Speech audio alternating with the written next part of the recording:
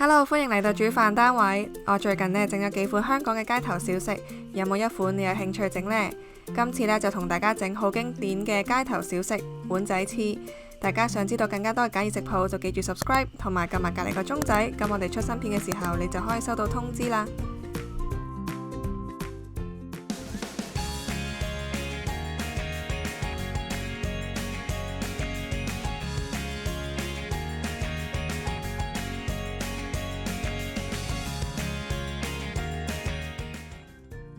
今次會用到嘅主要材料就有紅葱頭2粒、薑2片、雞胸120克、木耳2大片、冬菇4隻、雞蛋1隻、粉絲40克，同埋低鹽雞湯300毫升。首先就煮熟咗個雞胸先，咁就煲起一煲滾水啦，然後加少少鹽，煮個雞肉大概10分鐘，然後就撈起佢喺側邊攤凍。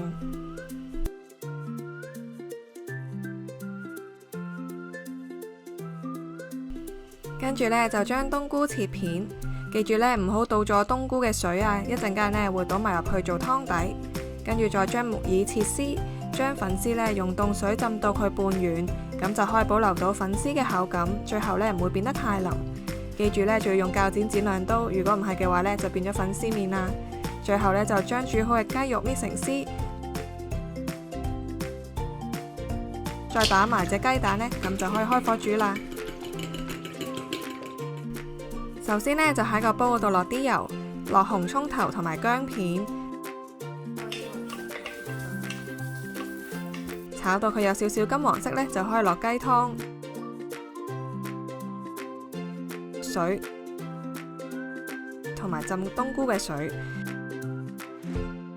將佢煮滾咗之後大概煮多5分鐘，俾啲葱同埋薑出味，然後就可以撈起佢哋噶啦。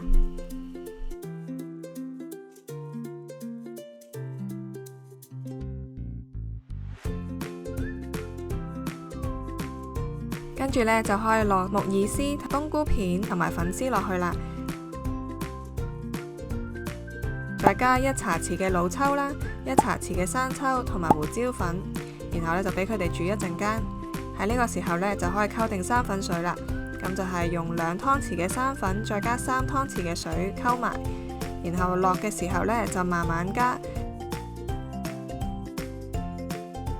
到去你中意嘅質感，咁就可以熄火噶啦。然後再慢慢落埋蛋汁做蛋花，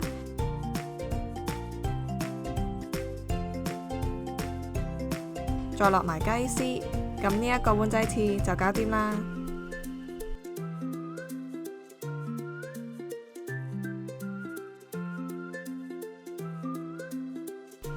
食嘅時候就可以落埋胡椒粉、麻油同紅醋一齊食，非常正啦。今次呢個分享就到呢度啦，希望大家中意啦。想知道更加多簡易食譜，就記得 like、share 同埋 subscribe GoKilly，follow 埋心儀營養同我哋嘅 Facebook 同 Instagram。多謝收睇，我哋下集再見，拜拜。